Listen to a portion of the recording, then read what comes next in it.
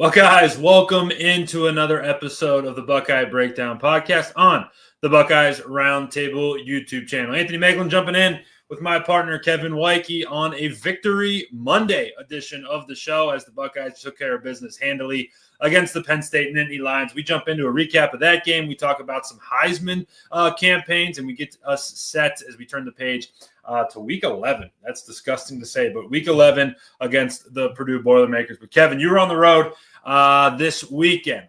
How did we feel about the game? We caught a lot of it. What were we thinking about Ohio State's win over Penn State? Yeah, I mean, was at a cool new bar in Chicago here called City Nicky's. Great smash burger. People are looking for a place to go. We got to do like Kevin Travels and and we got to get you lined up with bars, and we got to monetize this. We got to turn this into something. It was a good time. No, but I mean, from the game perspective, it's just incredible. I mean, the way our receivers play football is insane. Julian Sayin is playing out of his mind for a guy who's only played 8 career games as a starter, 9. I mean, he top to bottom it was good. I'd say the left to be desired was the running game yet again, but if I remember correctly, I think their pass defense was bad and their run defense was good, or I might have those flipped from last week. I can't remember. Yeah, it was up and down, and I'm gonna take Brennan's name off here because where's he at? Where's he, Kevin? Where's he this weekend?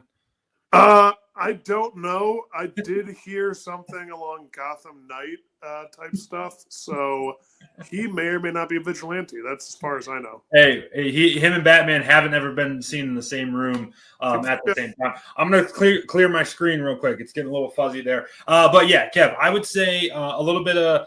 Their pass defense was fine. The Penn State passed for 145 yards on the day. Caleb Downs had that interception late in the game. But their run defense, it's funny. I had the thought middle of the game. I was like, oh, Penn State's kind of moving it a little bit. But the final tally was 31 carries for 55 yards. So if that is moving the ball a little bit on the ground, I'll take it. However, a lot of that's weighted with 49 yards of sacks. So let's just add 40 yards of sacks. So let's just add that 40 back.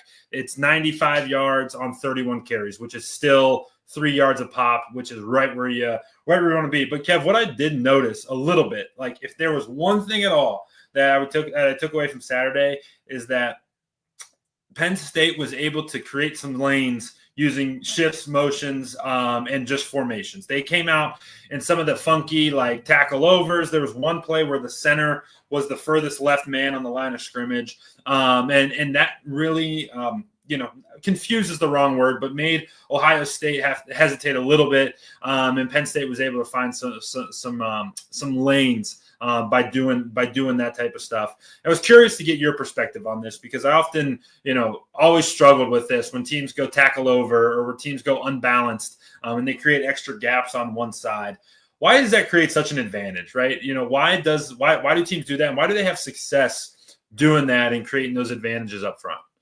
Because if you don't show it early enough, then the defensive line doesn't know how to adjust properly, and it just causes confusion. That's kind of the basis of it. You can go jumbo package, which you bring in 2 tackles as tight ends or however you want to do it. But when it comes to when it comes to like what the biggest difference is, like, yes, it's nice to have 2 double teams no matter what. But my biggest thing is it's just the confusion level of the defensive line and the linebacking core. If they're not prepped for it, who knows what's going to happen? I think that's what the Buckeyes are going to work on this week because it did. It just looked like they were a little rattled by it. Yeah, there's no question. It was like one of those things where, Penn State did it. They came out on the very first play, and they were like unbalanced to the left, and they got a 26-yard gain. And then Ohio State buckled down. And then on their one long drive, 15 plays, 75 yards, they did a lot of that stuff. And more so, it was a little bit of that and also a lot of those shifts and motions, which I talked about post-game, where it's like, hey, you break the huddle, and, the shifts part of it is more so impactful in my opinion, because emotion is right where, the slot guy on the left, you motion him over, he runs across, becomes slot guy on the right. A shift is when you line up in shotgun, trips right with the running backs offset to the right, and the offense shifts to, on I formation with a tight end attached to the left side.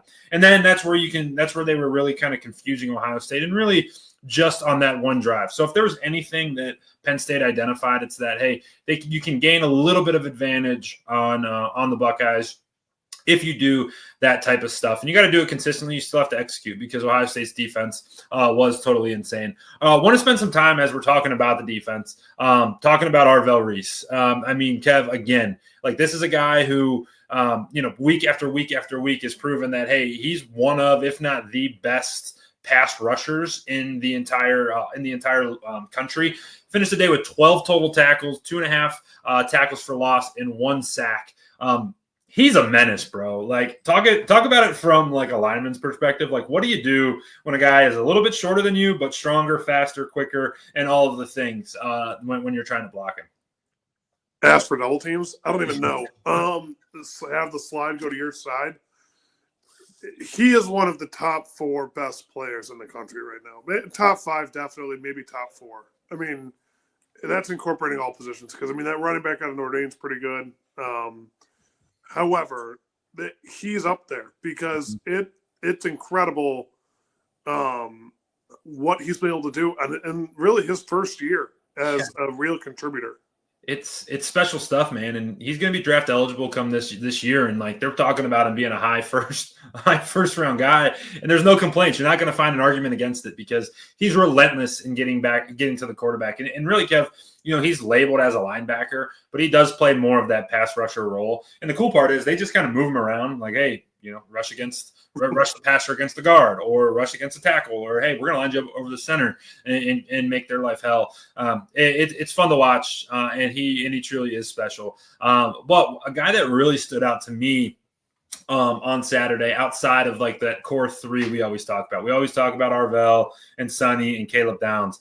But, dude, Caden McDonald up front, bro, he was insane, and they couldn't move him. He was in the backfield, 8 tackles on the day, 4 solos, 4 assists, and he had a bunch stolen from him by some of the quicker guys, but he just was a roadblock in the middle of that offensive line, and made life so hard for Penn State in both the run and the pass game.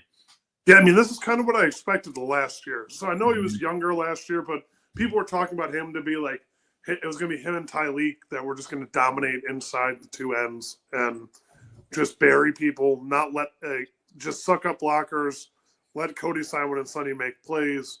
It's good to see he's doing that this year. He's really taken on that leadership role. Just to go back to Arvell Reese, thinking about him going to the draft, Malik Hooker, Marshawn Lattimore were 2 guys that were 1 year. They were basically football Calipari's, where they were one and done and then first round picks.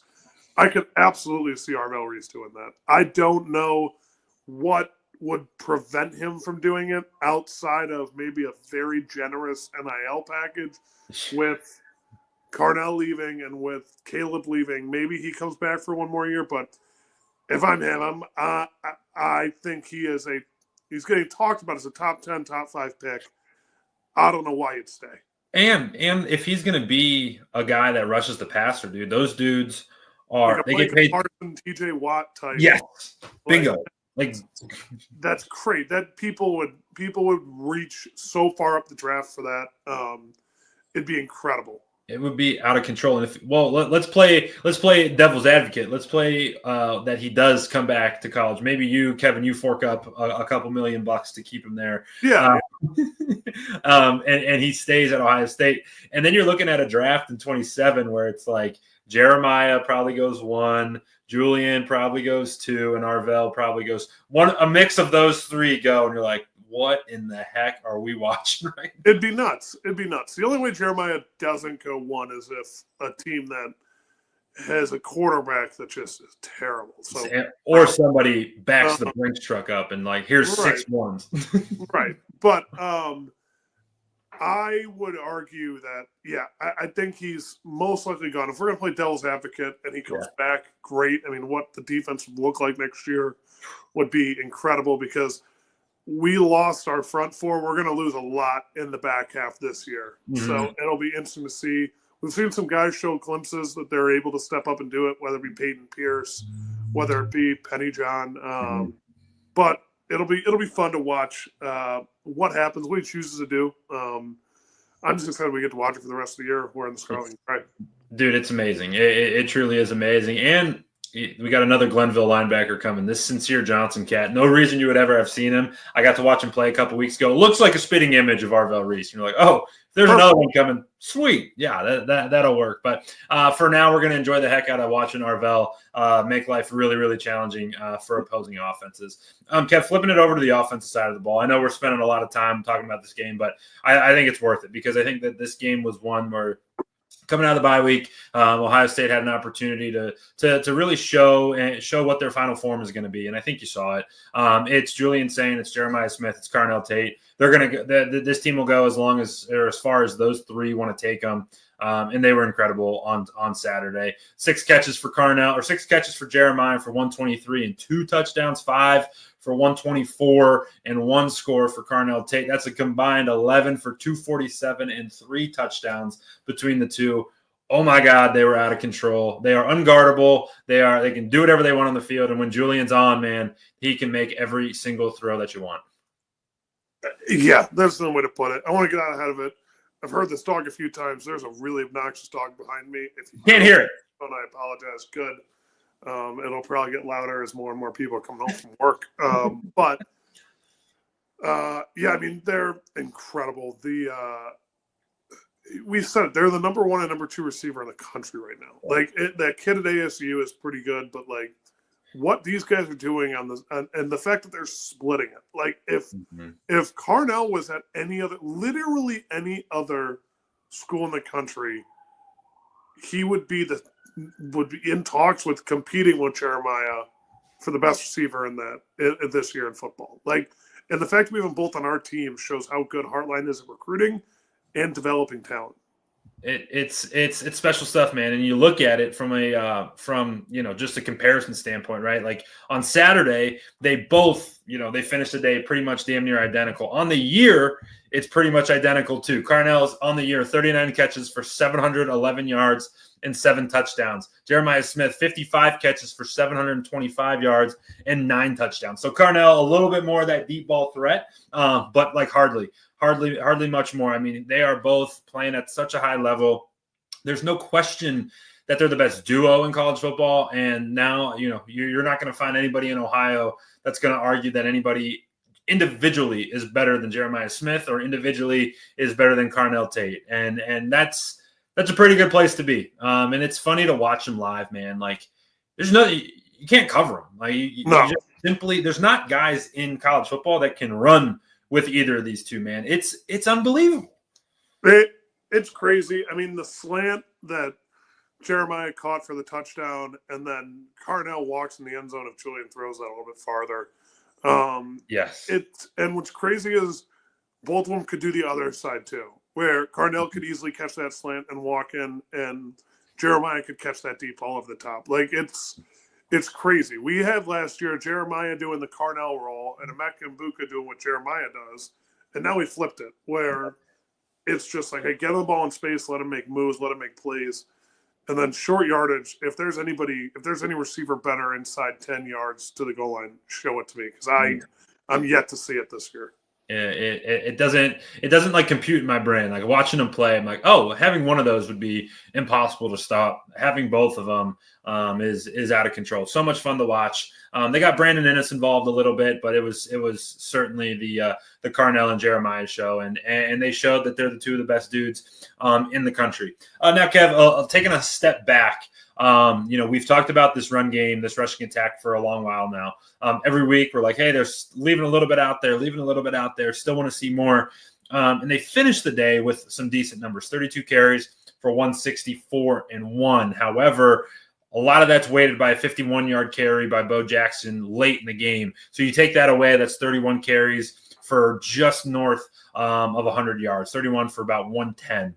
What do you see, Kevin, when you're watching this this Ohio State rushing attack that's like something's just missing a little bit? Is it something up front? Is it running backs aren't seeing it well? Is it that they're young? What is it that you're seeing when you're watching this this Ohio State rushing attack?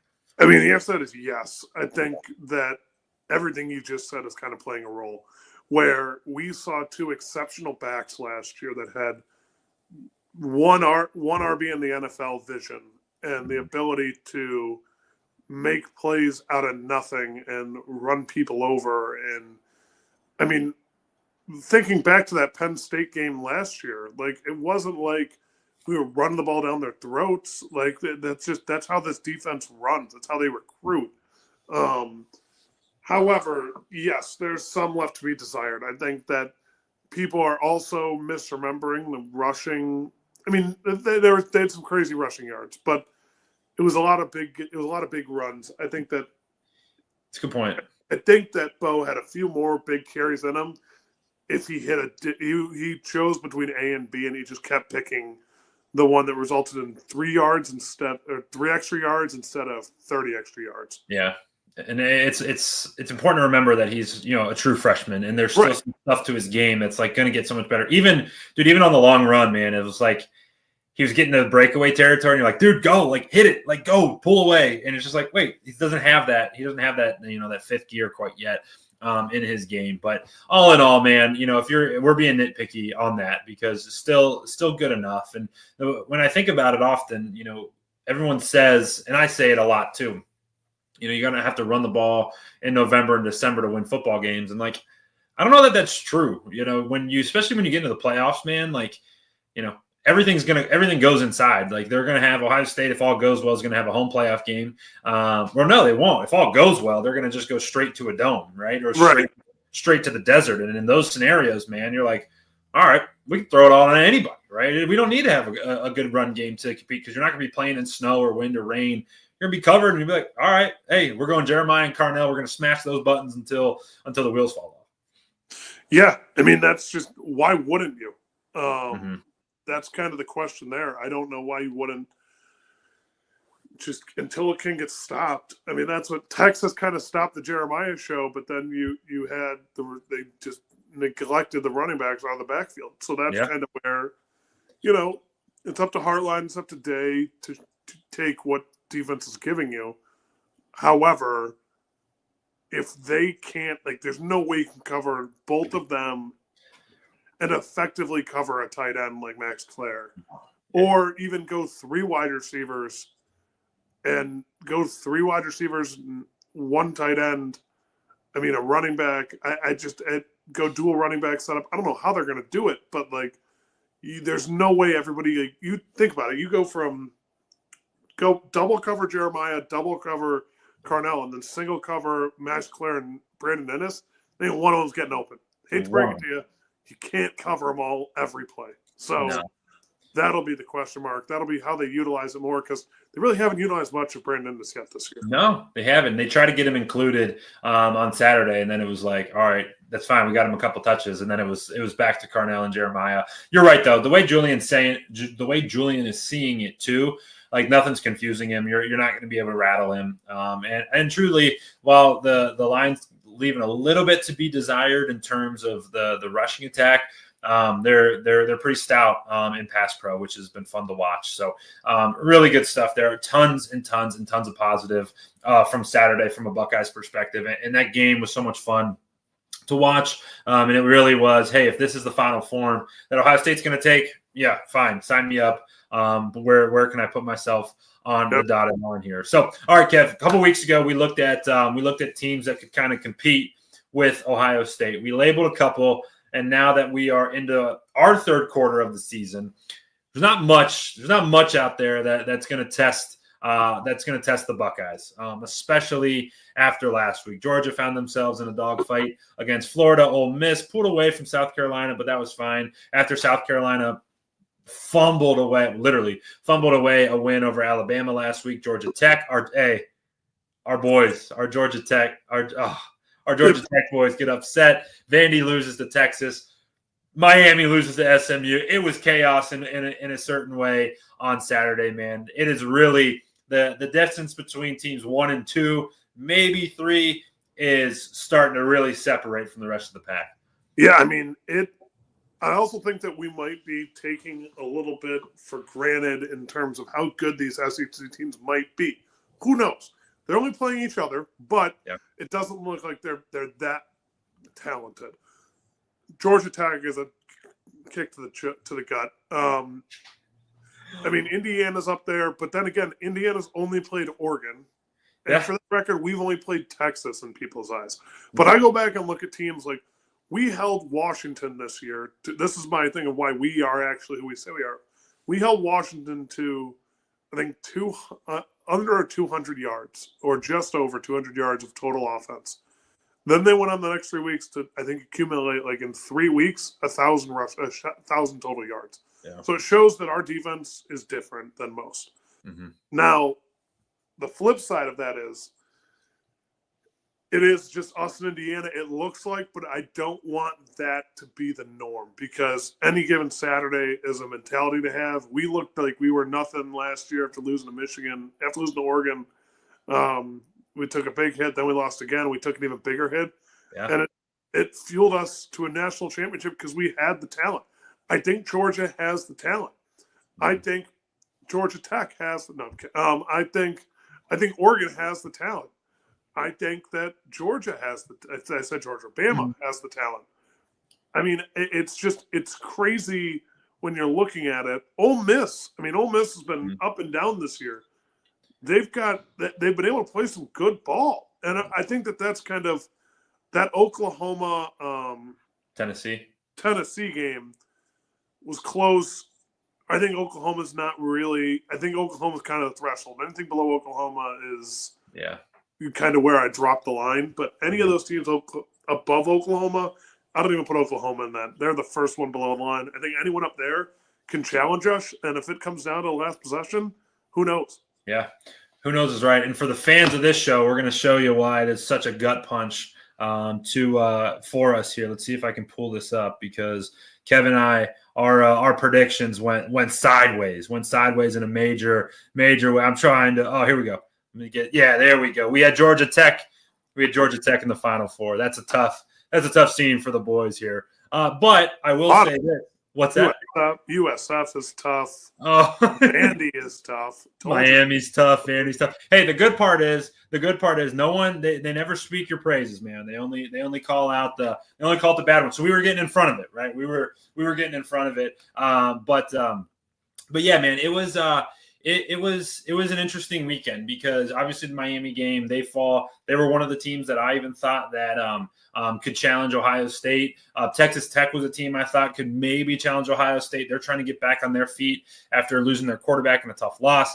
Like there's some of these teams, man. And the one is that Indiana is the one, man. That's like they've been the one team, even outside of us. Like they don't play with their food at all. Like they haven't been outside of the Oregon game. They just bully these teams. Like they come in and they just boat race these teams, and it's never close. Ohio State hasn't quite done that yet, and they haven't needed to, frankly. They get in, they play their type of. It's two different personalities, but there's not much out there, man, that are going to be able to challenge Ohio State or Indiana for that matter. But you're right. You know, you look at how the playoff went last year, and Ohio State was limping their way in, and we all saw how that went. So you can never take it for granted, never know really what's going to happen on that other side of things. But what we do know, Kev, is that as we're getting into the late part of the year here, the Heisman Trophy conversation is coming to the forefront. I know this is your favorite topic of all time. Who wins the individual award? You're a lineman. You're a big group guy, team guy. But Ohio State launches their campaign for both their quarterback Julian Sayin and Jeremiah Smith to win the Heisman Trophy. Jeremiah Smith, as of yesterday, was plus 170. Or no, excuse me. Julian was plus 175 to win the award, while Jeremiah was plus 2,500 to win the award. Any thoughts, Kevin, on Ohio State launching their Heisman campaigns? I think Julian's really the only answer there because No matter what they're talking about Jeremiah. But if you're a wide receiver, you need to be one in every category. You need to be one in receptions, one in yards, and one in touchdown. Mm-hmm. He is not one in any of them. So, I just think as much as we want him to be, like, teams don't give him the chance. Yeah. They really don't, and that's the difference. And we're not in the world anymore where we're past that point of where. Like, Devontae Smith looks so good because they played Kennesaw State in Week 10. And the latter half of the year looks a lot better than the beginning half of the year. Mm-hmm. So that's where I think the difference is. I think it's Mendoza's Heisman to lose because they played nobody. I think Julian should be the favorite. But that the other thing people love is the craziness of, hey, what about this kid from Indiana? What about this kid? Look about this little guy who runs around from Texas A&M. Like, that's the mentality of the Heisman. Look at this running back from, who won it last year? Was it Genty? No, it was Travis Hunter. Hunter. It been Genty. Like, look at last year's Heisman finalists. Like, Travis Hunter, average wide receiver, average DB. Like, just the fact he played both ways meant, he's a Heisman. Like, it's a popularity contest. Yeah. Which is good for Julian, but Indiana's the popular team right now. They're the hot team. I think it's really going to be Mendoza over everybody else for that. No matter how much I don't want it to happen, I think it will. Yeah, no, it's good points there. They do love a good storyline. And regardless of, this doesn't have anything to do with Ohio State, Indiana. Fernando Mendoza's story is pretty cool. Coming from Cal and going to Indiana and having the success that he's got is pretty cool. And he's an older guy too, kind of on his last leg in college football. And they'll probably assume that Julian can do it again in the next 2 seasons or the next year. But regardless, Julian's putting up ridiculous video game type numbers. The fact that his completion percentage went up from 80% on Saturday is hilarious.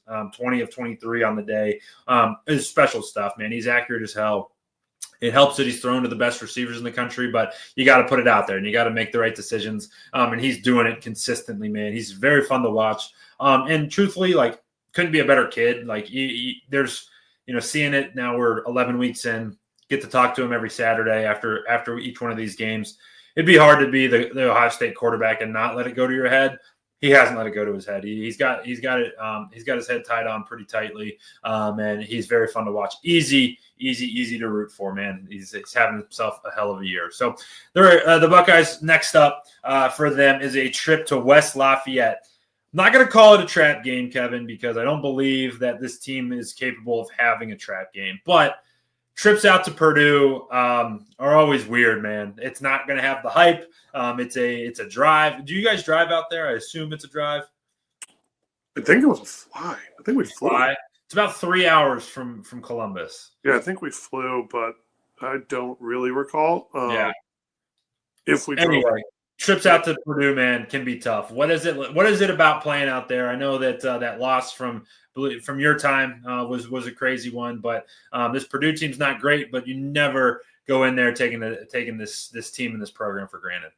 Yeah, I think the difference is we played Penn State before last time, but we gutted out a comeback win. Oh yeah. It was a little bit of riding high off of that, whereas this year it's going to be more so, all right, let's just keep locking in, just keep buckling down. Penn State wasn't what they were for the last decade, so let's keep battling, keep going from there. It's just the fans get up and they do it well. Are we noon? No. So funny, a 1 p.m. kick. I've never seen this before in college football, but they kick at 1 o'clock. Yeah. Are they Central? So I don't know if Purdue's Central, but I'm looking. It's 1 o'clock Eastern. That's okay. So noon Central if they are. Who knows? I don't know. About my pay grade. However, I think that plays a big component because it's a lot harder to get your fans up and going for a noon game than a night game. Yeah. Whereas that's what we lost. We lost a night game at Purdue. They were celebrating their student who had cancer. It was just all the different emotions. We were coming off a big win. They were trying to play upset. They had that little Rondell Moore. Thank you. They had him. I mean, it was tough. And, we were missing tackles. Everything that you need to do when you're trying to put away a bad team, we didn't do, which was we didn't run the ball super efficiently. We didn't stop the run really, and then we were missing tackles, and that's kind of what it was. And it was few big plays. It was close in the first half. We kicked a long field goal, but I don't really remember. I just remember almost trucking someone when they're rushing the field. I don't know. This Purdue Boilermakers team though is not like that one that we played. No. Yeah. That one from your days definitely had a lot of juice to it. This team does not. This team is just unfortunately in a non-disrespectful way, not a very good football team. They're going to come into this one 2-7 on the year, 0-6 in the Big Ten. They're fresh off of a loss to Michigan over the weekend, which was probably a lot closer than what Michigan fans probably would have wanted it, and not probably for sure would have wanted it. But this one, opens very lopsided. It was opened as a 29.5 point spread, over under 48.5. Ohio State's money line bet is -50,000, -50. I don't even know what that is. Bet 100 to win 50 cents, I think. Yeah, it is. It's leaning heavily in Ohio State's favor. What do they do, if anything at all, Kevin, on defense that Ohio State should be alert for on Saturday afternoon?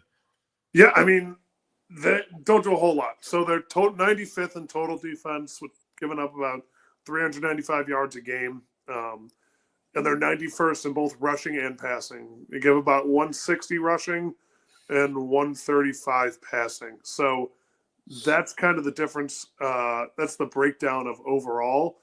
They're pretty even-keeled of about average. They're both equally bad at both, it seems. And then if we're going to get into individual people, one of their leading tacklers with 88 tackles is a DB. Taj Rael. Yeah. And Monty Powell are their two leading tacklers. I don't know what Taj plays, if it's corner or if it's safety. If they're trying to run him like a Caleb Downs, where he's a DB that's playing up in the linebacker spot. That's great. Yeah, but he's got 4 PBUs on the year. And then you got Monty, who's a true linebacker, but they both have 81 tackles. Then you got CJ Nunnally with the 4th with 5 sacks. And rounding it out, because I had to find something, Hidari Hines has 6 PBUs and 1 INT as a DB. Yeah. So he's the one that's probably going to be guarding Jeremiah. He's playing the best of all the DBs, it looks like, based on the stats. But it'll be interesting to see how we attack this team, because it looks like we should be pretty efficient. And I think I sound like a broken record. This is the game where we open up the playbook. You have to get used to it before you start to play. We'll play UCLA, which could be a trap game. We'll play Rutgers, and we'll play the team up north for our last 3 games after this one, I believe. Yep. That you need to open it up. You need to have your full offense ready to go for when you play the team up north, when you play the Big Ten championship, because you don't want to be running plays for the first time when you enter the playoffs. Yeah, and what you say, I think, is pretty fair, right? If everyone's going to come back and point to, well, look how great of a game everybody had on Saturday. Yes, that's true. A lot of it came in the second half. Like, remember, you can't forget Ohio State went into halftime up 17-14 after fumbling the ball in a 2-minute drill, right? And it's like, okay, they were playing a decent half, and they had a chance to go score to make it a great half. Instead, they fumble and bring Penn State back into the football game. I'm less concerned about that, more so concerned about, hey, is Ohio State going to try to establish the run? Like, this could be a good opportunity to gain some confidence, or are they going to completely abandon it? Right? Talk about sounding like a broken record. We say it every week. This is the week where they can start the run. Maybe it's just not in their personality this year, and that might be the case, and it certainly might be that way. So definitely going to be figure out how Ohio State's going to try to attack this. If they want to pass it, I'm sure they'll be fine. If they want to run it and try to figure it out Saturday, I think will be a good time to do so. So Kev, when you're looking at this game on Saturday, what's the key to the game for you? What are you looking at when you watch this thing for Saturday when the Buckeyes take the field? I just said it. I'll repeat it. Open the playbook. That's my key to the game. Open the playbook and get out healthy. Those are my 2 keys for our offense. Show us what some guys can do. I think this will be the Max Clare game because the return. I think this will be the revenge game, but they got to be able to get on the ball. They got to be able to open up some tight end routes and get him the ball deep because he's got to start making some plays to be a threat so that people cover him, so that we can open up other people. The people have forgotten, the people of this show have forgotten that we are a tight end podcast. This is a tight end first. Absolutely. We cannot forget that. No, I think you're right. I think we are also in, you said it there kind of secondarily, but we are in stay healthy season right now, because the last thing you need is a major injury, because that derails everything. So for me, it's take care of business, do your job, get out of there healthy. We know what this pass game can be. I'd love to see what this running game is if they want to try and open it up. If they don't, I'm going to shut up about it, because I say it every week, and maybe at some point it's just not going to be who they are. So it will be a ton of fun. Yes, the game is at 1 o'clock on Saturday. 1 o'clock is a different kickoff time, but it's more of that NFL kickoff, and it's on Big Ten Network. So we're off of Fox for the week, which is good, but you don't have to have the ESPN bundle. We haven't talked about that. Did that impact you, the ESPN thing? The YouTube TV ESPN thing? Yeah, did that impact you or no? No, I mean, I was at a bar. It didn't impact me. So you're good. All right. I didn't know if you're a YouTube TV guy. I'm a YouTube TV guy. This is the dumbest thing in the world, and it's really pissing me off, and they're not going to solve it. So I'm not going to watch Monday Night Football tonight. So anyway, regardless of all that, Kevin, two last final things. One, you saw a rugby match on Saturday. 60 seconds. The floor is yours. How sweet was it? It was awesome. Soldier Field was packed. I got to see Ireland take on New Zealand. We were down some of our better players, so it was close in the first half. Got away from us in the second half. Us being Ireland. I was going to say, if anybody at home was confused, yes, Kevin is not. You could probably guess when Kevin references us, it's Ireland. But yeah, no. So it was fun. Cold. Soldier Field's chilly this time of year, but no, it was fun to see the Irish national team live, and then basically all of Ireland took over the city of Chicago. So hearing the Irish music in the bars and stuff like that. Oh, I can't imagine. Guinness were flowing. I'm sure there was a couple. I'm sure there's a couple Jamesons mixed in there as well. Some other housekeeping news: Ohio State's game against UCLA. They did announce it. It is a night game, 7:30 kick inside the Horseshoe for Ohio State's last home game of the regular season. So that one will certainly be a ton of fun. That's in a couple weeks. That is on the 15th. So mark your calendars for that. We get one final night game this season. So exciting stuff, Kev. We're going to get out of here on that. If you've made it this far in the video, really appreciate it. You jumping in and hanging out. Make sure you hit subscribe to our channel. Support us in any way that you know how.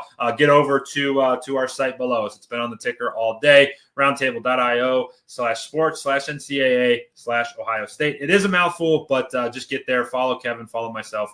Tons of fresh content in there all of the time. So for my partner, Kevin Woidke, I'm Anthony Moeglin. Thanks for hanging out with us tonight. The Buckeye Breakdown Podcast here on the Buckeyes Roundtable YouTube channel.